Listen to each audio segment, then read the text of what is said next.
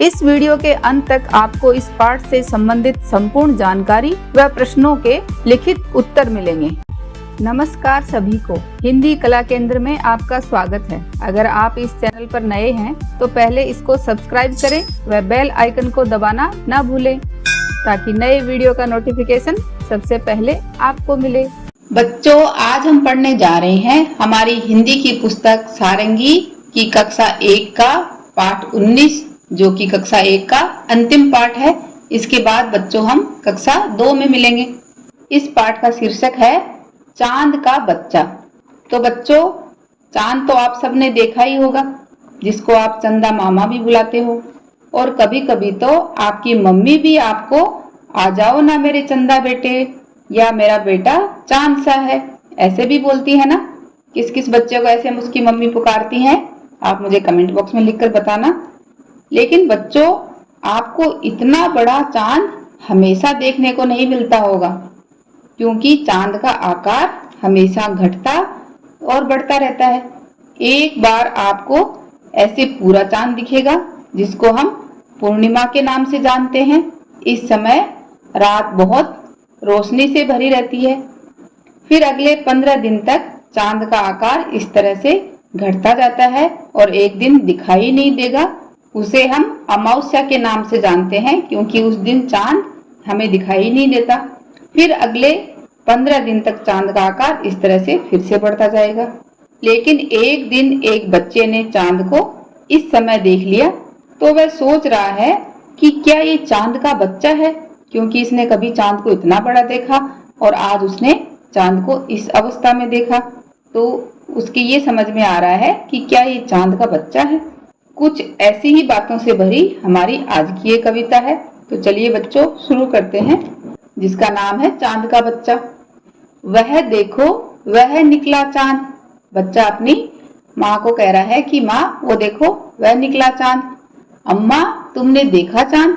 अम्मा, क्या तुमने चांद को देखा? ये भी क्या बच्चा है अम्मा, छोटा सा मुन्ना सा चांद। बच्चे ने वो बड़ा चांद देखा है, फुल मून देखा है। आज जब उसने ये चांद का ये आकार देखा, तो वह अपनी माँ से पूछ रहा है कि माँ, क्या ये छोटा सा मुन्ना सा चांद, क्या ये चांद का बच्चा है? इतना दुबला, इतना पतला, कब होता है ऐसा चांद? अम्मा, उस दिन जो निकला था वह था गोल बड़ा सा चांद। मुन्ने ने पहले फुल मून को देखा, तो वह बोल रहा है अपनी माँ से कि माँ, उस दिन तो वह गोल बड़ा सा चांद था, अब ये इतना दुबला, इतना पतला, ऐसा चांद कब होता है? बादल से हंस हंस कर उस दिन कैसा खेल रहा था चांद। जब फुल मून था, पूरा चांद था, तो उस दिन जब चांद के ऊपर से बादल इधर उधर घूम रहे थे, तो बच्चे को लग रहा था कि बादलों से चांद हंस हंस कर खेल रहा है। तो उस दिन तो बड़ा खेल रहा था, लेकिन आज ये इतना दुबला पतला कैसे है?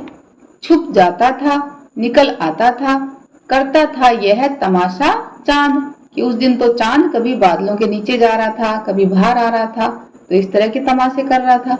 अपने बच्चे को भेजा है, घर में बैठा होगा चांद।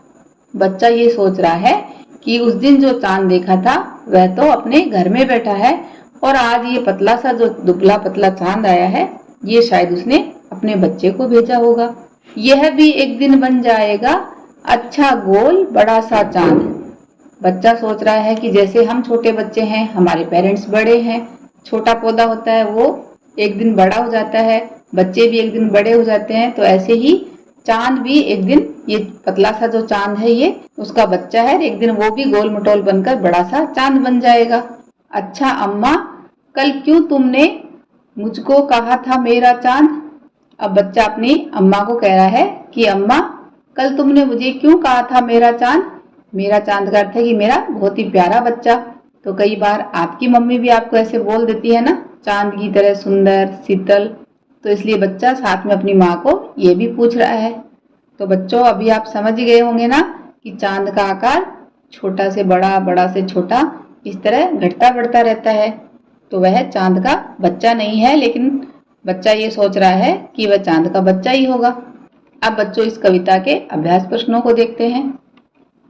यह कविता किसके विषय में है? तो यह कविता चांद के आकार के विषय में है। कविता का नाम चांद का बच्चा क्यों रखा गया होगा? क्योंकि जब पूरा चांद नहीं दिखाई देता है तो लगता है जैसे चांद का बच्चा दिखाई दे रहा है। जब पूरा चांद होता है तो इस तरह का होता है, तो बच्चा ये समझ रहा है कि ये चांद है और ये इसका इस आकार में जब आता है तो ये उसका बच्चा है। जबकि ऐसा वास्तव में नहीं है। चांद का आकार 15 दिन घटता जाता है और फिर अगले 15 दिन फिर बढ़ता जाता है। आप इस कविता को क्या नाम देना चाहेंगे और क्यों? तो ये बच्चों आप अपने हिसाब से बताओ। जैसे मैं इस कविता को नादान बालक नाम देना चाहूंगी, क्योंकि वह आधे चांद को चांद का बच्चा समझ रहा है। क्या चांद हमेशा गोल ही दिखता है? जी नहीं, चांद हमें दूसरे आकार में भी दिखाई देता है। ये देखो इस तरह से, ये देखो इस तरह से, ये फुल मून, इसके बाद ये इस तरह हमें घटता हुआ और बढ़ता हुआ दिखाई देता है। आपकी माँ आपको क्या कहकर पुकारती है? तो ये बच्चों आप अपने हिसाब से बताओ। आप मुझे कमेंट बॉक्स में लिखकर बता सकते हो कि आपकी माँ आपको क्या कहकर पुकारती है। जैसे मुझे मेरी माँ बिल्लू कहकर पुकारती है। शब्दों का खेल। नीचे दी गई वस्तुएं कैसी हैं? गोल, चौकोर, तिकोनी रेखा खींचकर मिलाइए। तो ये देखो बच्चों, ये चौकोर, ये बक्सा कैसा है? चौकोर। और ये पहिया गोल और समोसा इसका आकार तिकोना। तुक मिलने वाले शब्दों को खोजकर लिखिए। जैसे गोल, गोल के साथ बोल, यहाँ से लेना है आपको। चांद के साथ मांद, बड़ा, खड़ा, छोटा, मोटा। कोए की कहानी। ये कहानी तो बच्चों आपने सुनी होगी। ये कहानी बच्चों आपने सुनी होगी कि किस तरह एक कौवे को बहुत प्यास लगी तो क्या चाहिए उसको? पानी। तो वह खोजता हुआ जब आया तो उसने देखा कि एक जग में थोड़ा सा पानी पड़ा है, लेकिन वह वहां तक पहुंच नहीं पा रहा है। तो उसने एक तरकीब सोची। क्या सोचा? उसने बहुत सारे पत्थर, कंकड़ इधर उधर से इकट्ठे किए और इस मटके में डालने शुरू कर दिए। धीरे धीरे कंकड़ से जब मटका भरता आया तो उसके अंदर जो पानी था वह ऊपर आता गया। इस तरह कौवे ने अपनी सूझबूझ से पानी पिया और फिर खुशी खुशी उड़ गया। अपने आसपास नीचे गिरे हुए फूल, पत्ते, डंडियां एकत्र कीजिए। छोटे समूह में बैठकर इनसे कुछ आकृतियां बनाइए। आप तितली, पेड़ आदि भी बना सकते हैं। आकृतियां बनाने के बाद कक्षा में सभी को बताइए कि आपने ये कैसे बनाई। तो इसके लिए बच्चों आप इस तरह से फूल, पत्ते और उनकी डंडियां एकत्र करके इस तरह की अपनी मनपसंद आकृतियां बना सकते हो। दिए गए चित्र में आप क्या क्या देख पा रहे हैं? कुछ नाम लिखिए। चित्र को देखिए ध्यान से, क्या क्या हम देख पा रहे हैं। ये देखो, पेड़, मोर, फूल, तोता, और इसके अलावा हम क्या देख पा रहे हैं? पेड़ पर लगे सेब, ये चिड़िया का घोंसला, ये घास। इसके अलावा आप क्या क्या देख पा रहे हैं वो आप मुझे कमेंट बॉक्स में लिखकर बताना। अब इन शब्दों से वाक्य बनाइए। जैसे यह एक पेड़ है, मोर नाच रहा है, तोता उड़ रहा है, पेड़ पर एक घोंसला भी है, पेड़ पर सेब लगे हैं। आपके घर के आसपास जो पेड़ पौधे हैं उनके नाम जानिए। कुछ पेड़ पौधों के चित्र बनाइए। अपने चित्र के साथ कुछ शब्द भी लिखने का प्रयत्न कीजिए। कक्षा में सभी को बताइए। तो इसके लिए बच्चों आप अपने घर के आसपास देखिए। जैसे आपके घर में ऐसे तुलसी का पौधा लगा होगा तो उसका इस तरह से आप चित्र बना सकते हो। फिर उसके बारे में लिखिए। जैसे तुलसी का पौधा अपनी पवित्रता के लिए जाना जाता है। हिंदू धर्म में तुलसी के पौधे की पूजा की जाती है। इसे सुख और कल्याण के तौर पर देखा जाता है। इस कविता को मिलकर गाइए। चलो बच्चों एक साथ मिलकर पढ़ते हैं। कौन परिंदा। इसके लिए दो ग्रुप बनाइए। एक समूह प्रश्न पूछेगा और दूसरा समूह उसका उत्तर देगा। कौन परिंदा बोले चू चू। तो आपको बताना है कि कौन सा परिंदा चू चू चू चू बोलता है। बताओ। चू चू चू चू चिड़िया बोलती है। अगले उत्तर आप मुझे कमेंट बॉक्स में लिखकर बताना।